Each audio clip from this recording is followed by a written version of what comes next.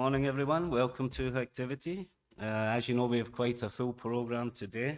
My name's Paul. I'll be here to introduce the speakers, and of course, if there's any changes to that, I will let you know. If you have any questions, please ask me. If I don't know it, I will find the answer for you. After each presentation, there will be a very brief questions and answers. We try to keep it tight to the schedule. So I'll just get it underway, and our first speaker today is Jose Caldero. Hello, everybody. I'm glad to be here in Budapest again. This is my second time here. I came with my girlfriend like 12 years ago. Now she's my wife. So I hope she's seeing me now. So let's talk. Let's start the talk. The name is C2Centipede. And we will talk about reverse HTTP shells. So a little bit about me. My name is Jose Garduño. I am originally from Mexico, but I took a long route to live now in Switzerland, where I work as a senior security consultant in a company called DreamLab Technologies. So I have been doing pen testing, red teaming, and security research since the year 2014. And yeah, I have been a speaker in some conferences. I really recommend you going to Latin America and have some fun there in the conferences. Quite nice. So the agenda for today is types of shells, introduction to bind and reverse shells. So this will be introductory talk. We will see reverse HTTP shell beaconing, what it is, how the blue team can detect this type of beaconing, some of the stealth strategies from APTs and other adversaries, as well as how reverse HTTP tunnels work, and the tool, of course, that I will present in this talk. And then at the end, we'll have some demos, and that's it. So for the context, basically, we have a cat and mouse game where the blue team has their defense. Of course, APTs will try to overcome this defense, try to evade the detection in the host, in the network, and so on. So the red team will have to emulate these techniques that the APTs, the real APTs, are using. And then they will work together with the blue team to be able to detect these new techniques from the APTs. So we have great tools, open source tools to do this. We have Metasploit, Empire, and Silent Trinity, and really a long list of command and controls, open source command and control tools and trojans. So defenders have also come up with really great tools to detect this kind of tools, right? So we will talk about them. And yeah, this talk is about my journey on trying to evade the blue team detection on the network. So there have been a lot of talks on how to evade detection on the host, like antivirus evasion, EDR evasion, all of that stuff. So I won't talk about that. I will just focus on the network part. Okay, so the objectives as an adversary basically are to maintain access in an organization, to execute commands and exfiltrate data. The important part is to maintain access. So now that you exploited the server, you sent a phishing and somebody fell for it, how long can you be inside the network without being detected by the blue team? So this is what we will talk about. Of course, having a resilient C2 infrastructure, meaning that it cannot be taken down so easily or found so easily. And we need to stay as anonymous as possible, right? So these are the, oh, it's not very visible on the screen here, but basically this is the Microsoft, Metasploit payloads for reverse and bind shells. There are really many architectures supported, protocols supported by Metasploit and in reverse and bind shell both.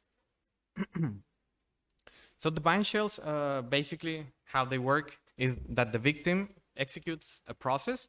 Basically they open a port, and then the attacker, every time he wants to execute a command, they connect to this port and then execute the command, get the output, and that's it. So they don't need a continuous connection until they want to execute another command. So this is very useful because it doesn't generate that much data. But the problem is that you cannot use this kind of bind shell all the time. The problem is when the victim is inside the NATed network or there's a firewall preventing the attacker going directly into this open port that the victim has opened.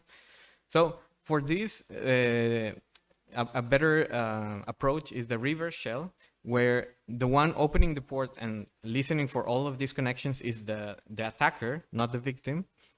So usually in enterprise networks, you have egress or like outgoing access allowed to all the users mainly. Of course, it depends on the context, but usually you have like this HTTP traffic allowed, right? So in this case, the attacker opens the port and the victim has this connection that is allowed, right? So it reaches the attacker. Then he asks for the command. Do you have something that I should execute? Ah, yeah. So the attacker said like, okay, here you go. The victim executes it and then sends again the result. So this is like how these two ways work. You can have several types of reverse shells. So the most simple, it's just a TCP connection. The victim opens a TCP connection to the attacker. And then, for example, here we have a bash reverse shell, TCP reverse shell, where the input comes from this connection. In this case, let's say IP 6666 and port 777. So all the input that is received from this connection will be sent to bash. Bash will execute it, and then the output will be sent to the same connection, right? Then you have HTTP reverse shells. I was saying usually HTTP is allowed in enterprise networks. Even if they have like a proxy setup in between, you can use HTTP. So why choosing reverse HTTP shells?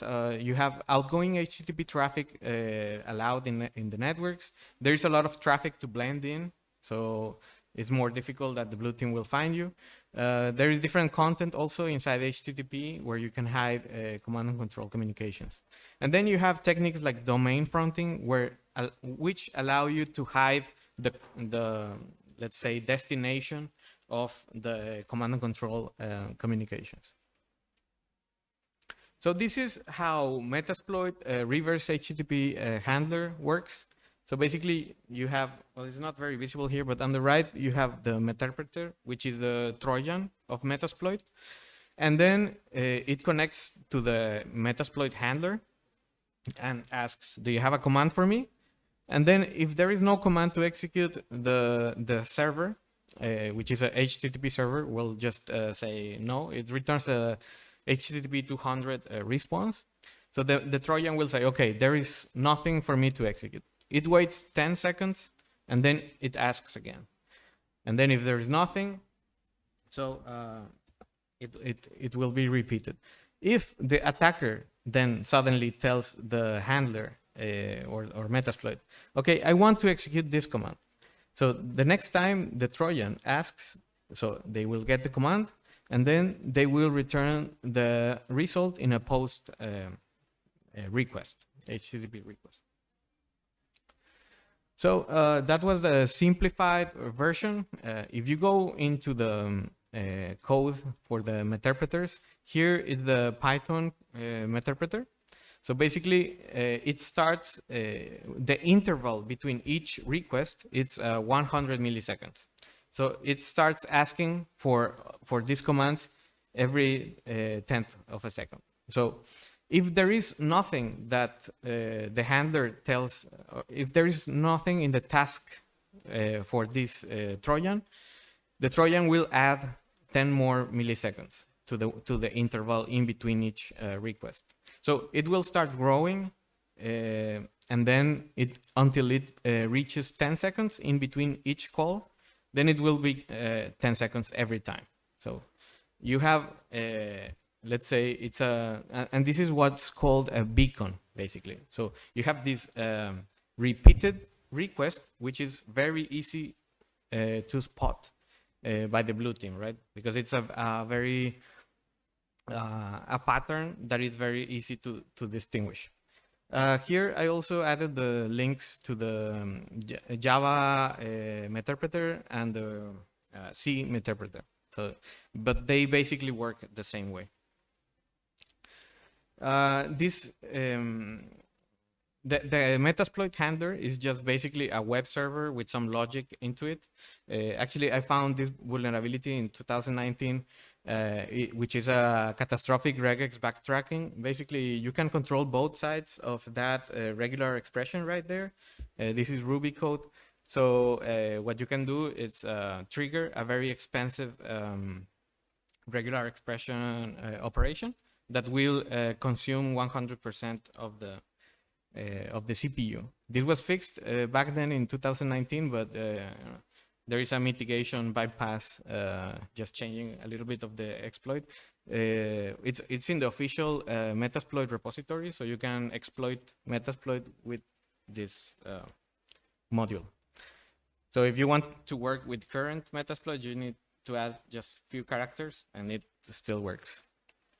So I will make this public, but it's still being worked on. Okay, to detect this very simple pattern, the blue team, actually this company Active Countermeasures have developed Rita. So Rita will have a look at the connections that you provide either in a pickup or through Bro. And it will tell you, or it will give you a score on how likely a host is doing beaconing, right? So there are some resources here. There are some labs that you can try on your own by Active Countermeasures. And if you want to try this on your own computer, I would suggest Security Onion. Security Onion is a little bit like Kali, but for the blue teams. So you have all the tools already installed. So Rita is already installed in Security Onion. So the beaconing detection by Rita, they take several things in account. First, the interval. We were saying if there is a connection happening every 10 seconds, and specifically only in 10 seconds, then Rita will assign a high score for that. Also, the number of connections. Maybe if you only have like 3 connections every 10 seconds, then it's not beaconing. But if you have 3,000 connections every 10 seconds, then it will have a very big score.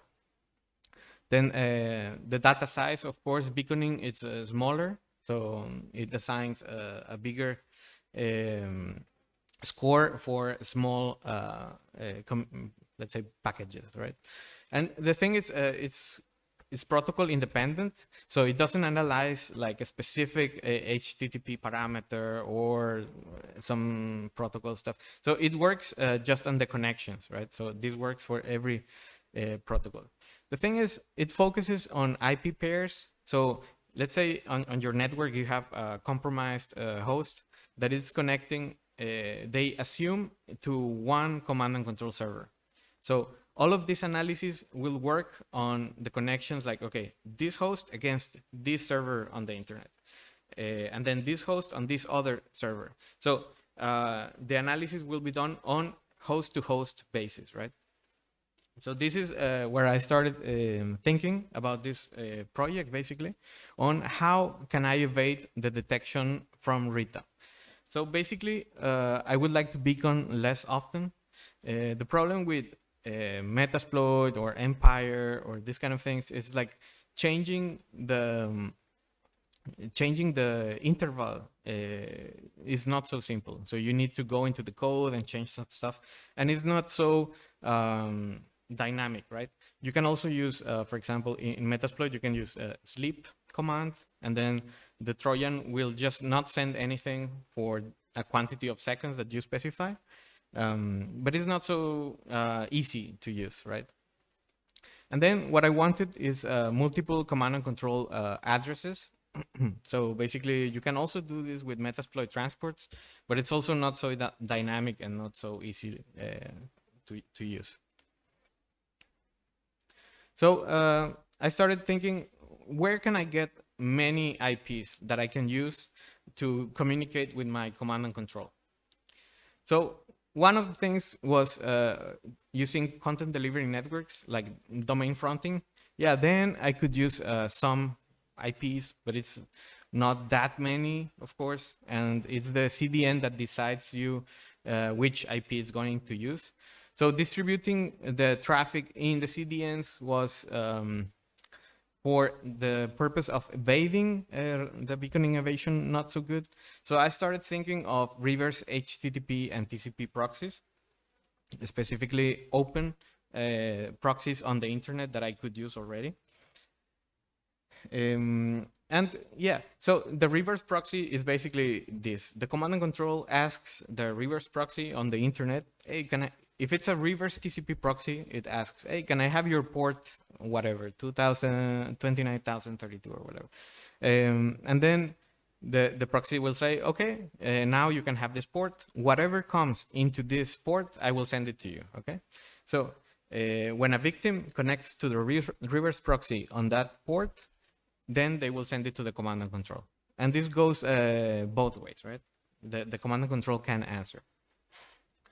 And then the reverse HTTP, instead of asking for a port, you ask the reverse proxy, hey, can I have this vhost for me? So let's say if the reverse proxy is called reverseproxy.com, you can tell the proxy, hey, can I use evil.reverseproxy.com? And they will tell you, oh, okay. So whenever there is a request to this reverse proxy with the host header evil.proxy.com, he will forward the HTTP request to your command and control. So this way, you can set up several or many reverse proxies that will all forward the data to your command and control server. So I started to search on the internet what kind of services I could use already. So localhost.run, ngrok, I don't know if you already know this, PageKite, localtunnel.me was interesting because they also have the software that you can host on your own server. The ones on the top are services, and then the ones on the bottom, you can download the code and run it yourself.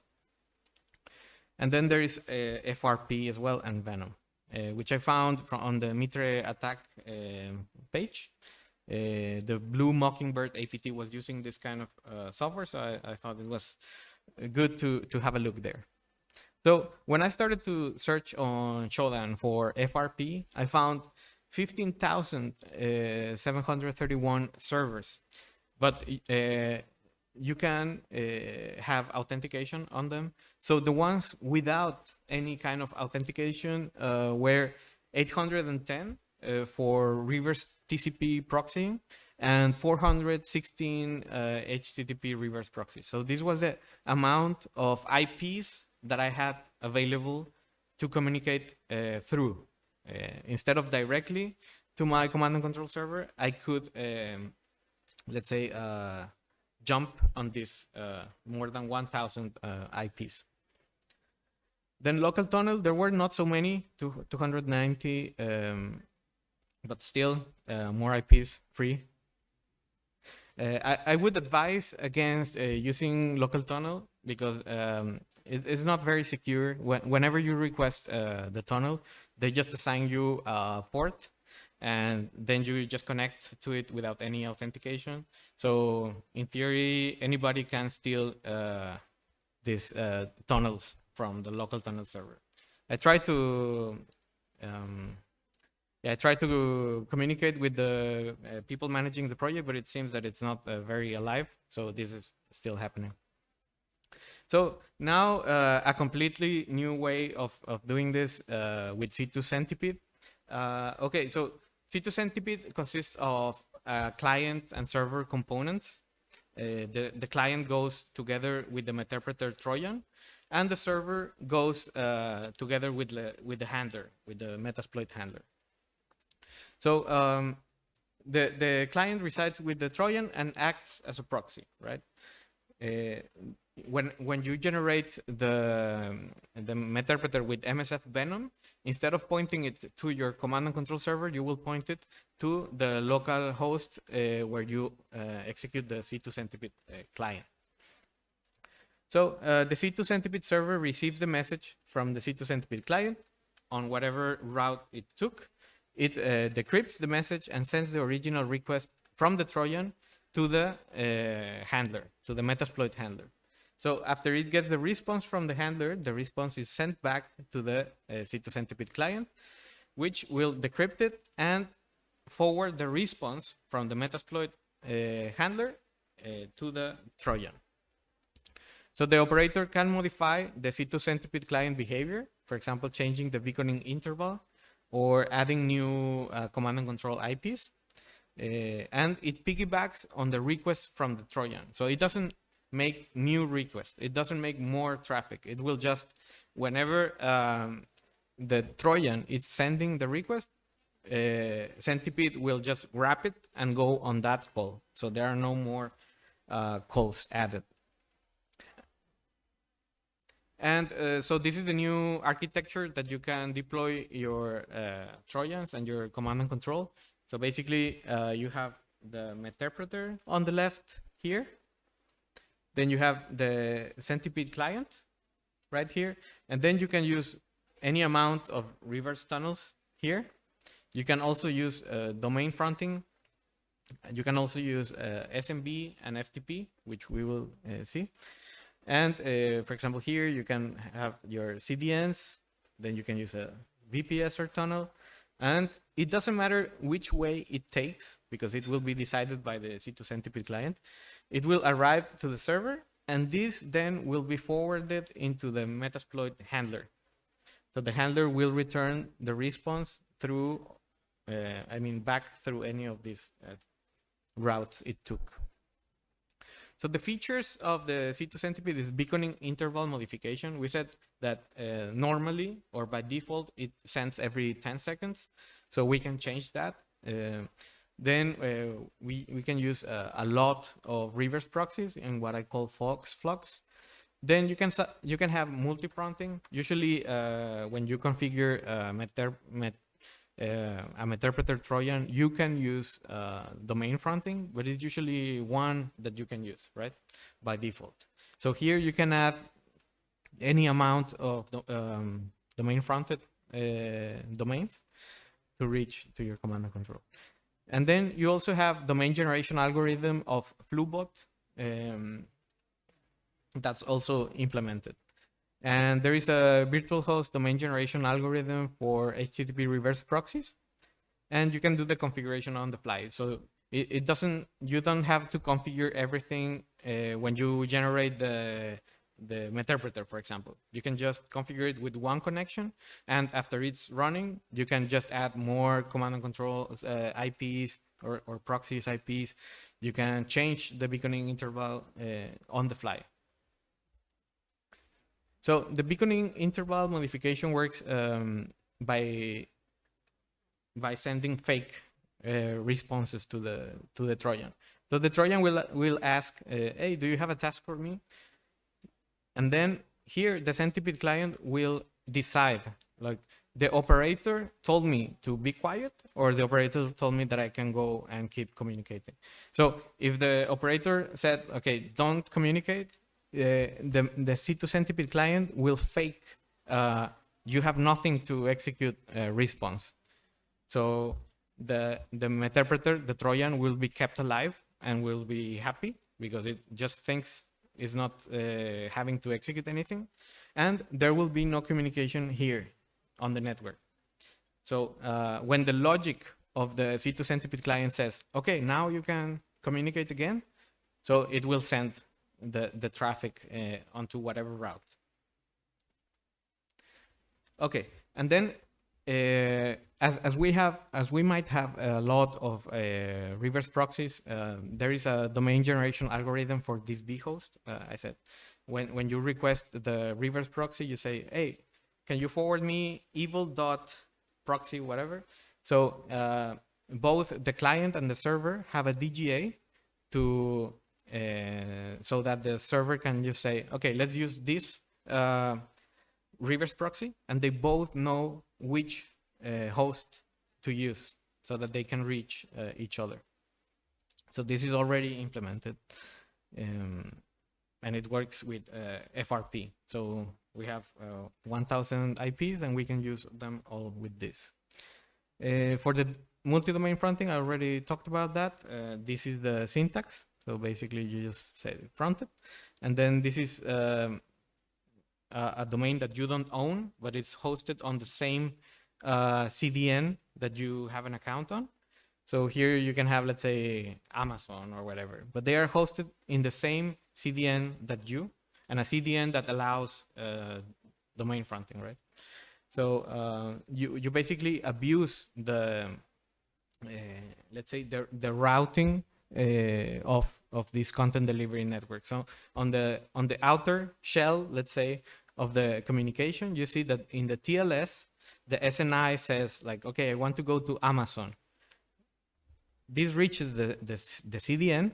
The CDN can, let's say, see inside the encrypted package, and inside it has the host header, not pointing to Amazon, but pointing to evil.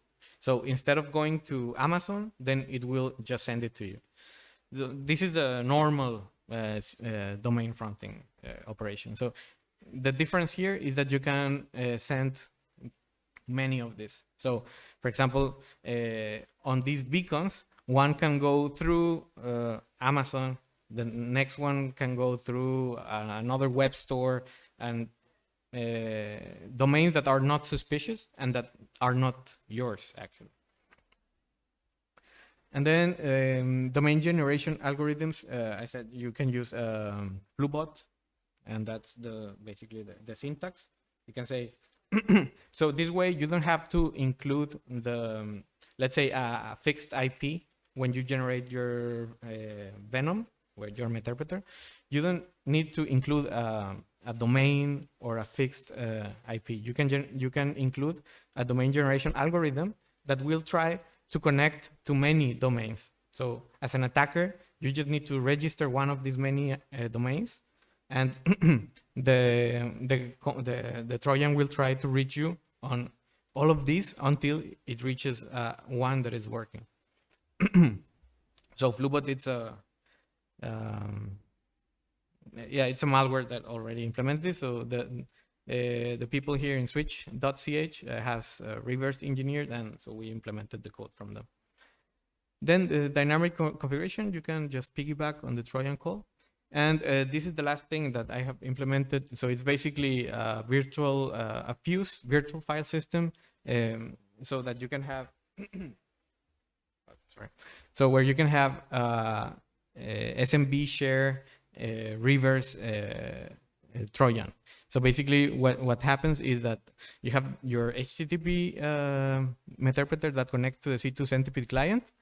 This copies a file into a shared drive, and then the shared the file on the share will be transferred to the mounted system, and then automatically the mounted file system will send it to the C2Centipede server, and this will send it to the handler, and then it will copy the response on the same mounted drive, and the Trojan, instead of receiving the communication from a HTTP call, it will just read a file on a drive, and it will get the response from the server from a file instead of a HTTP connection.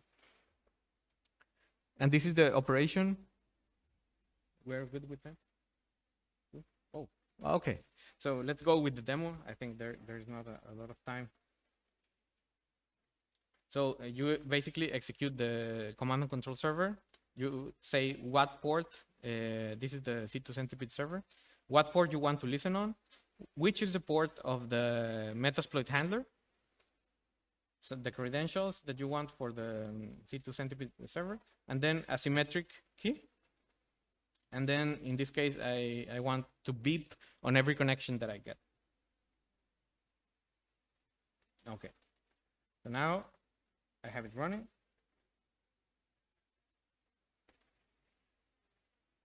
This is the C2Centipede client running on a Windows machine. So basically, I just say, we are going to use this encryption key.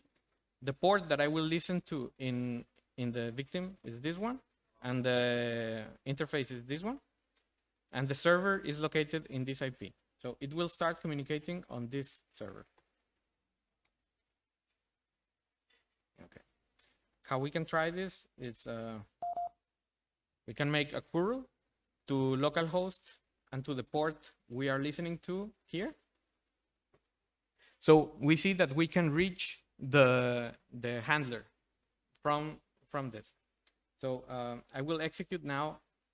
The beeps you heard is every time it reaches the server. So let's see what happens when we execute a Metasploit Trojan.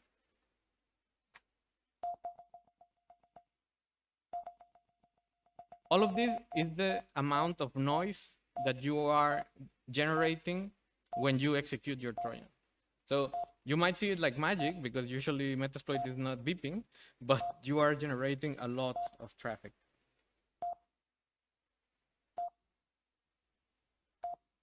So as you can see, the interval in between each call, it's growing a little bit.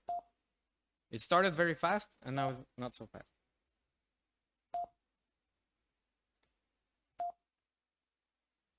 If I execute something, it will start again going faster.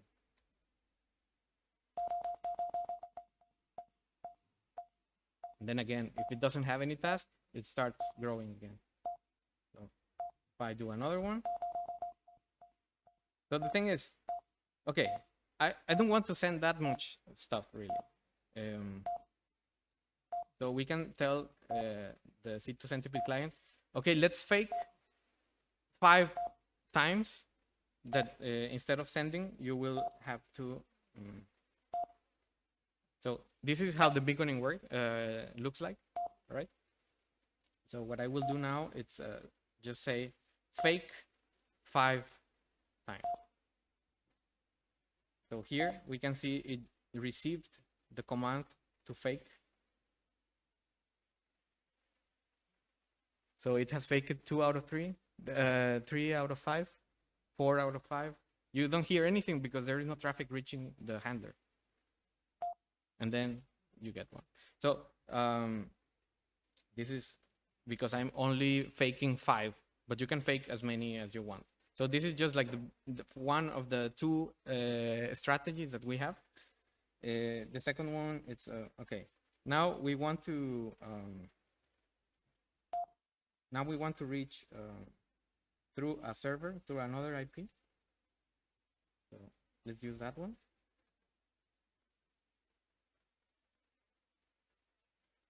So I'm using this IP. Really,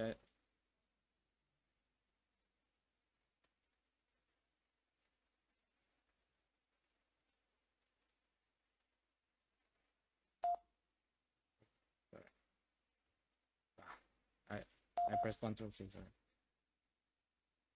So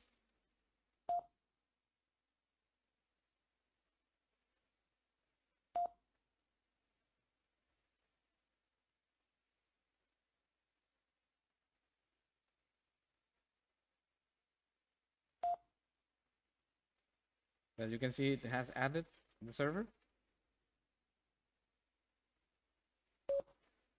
And the beep was different.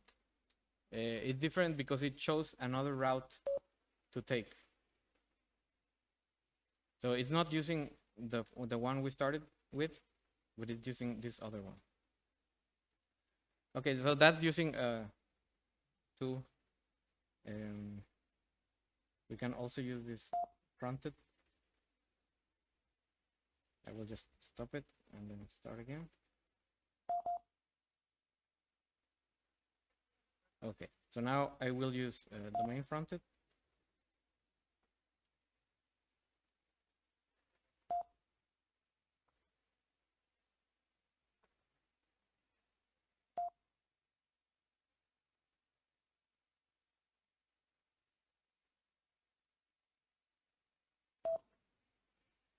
So it's used this domain, which I don't own actually. but it's on the same CDN that I use. So as you can see here, yeah, it's using that domain with this with the C2Centipede client, and I still have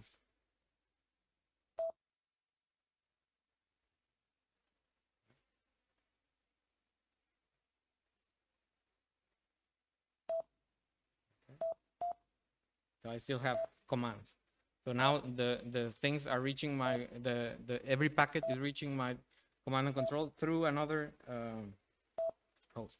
And now just to end, I will show the SMB.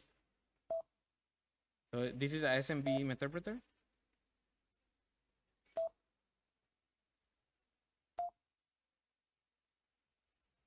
Okay.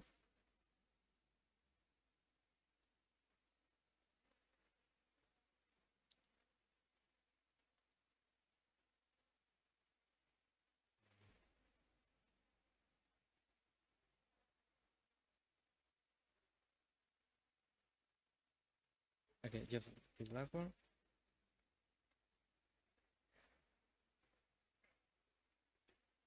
So we say, okay, I want to use a file, so a mounted file system on drive T here. So there is only the G from VirtualBox mounted. And then I will say, this is the user, this is the password. Okay, so.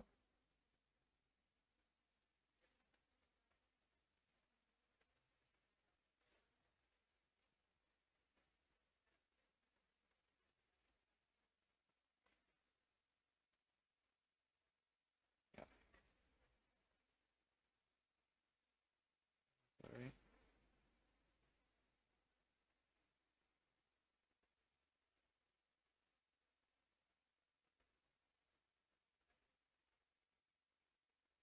So this is the virtual file system, and that's the SMB server. I'm using in packet. So this is the user, and this is the password. Okay.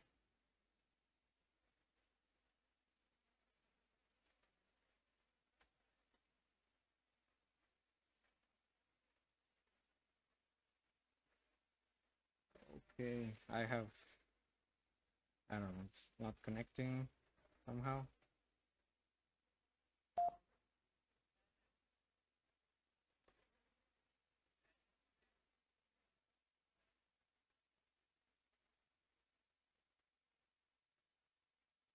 Okay, yeah, I guess I will have to put this later.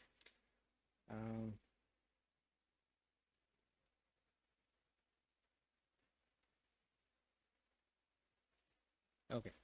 So basically, just to finish with, that's the normal way the blue team sees you if you are just using the normal Metasploit.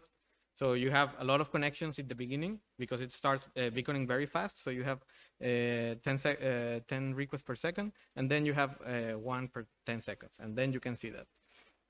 And so that's the old boring way. And the new way with this is that you can have a lot of IPs that you are communicating with, and then you can have spaces in between them, and each of the calls will not go sequentially to one of the hosts, but it will just mix them. So you can see here one of the requests will go to the pink server, the next will go, I don't know, to the blue, to the green, and so on.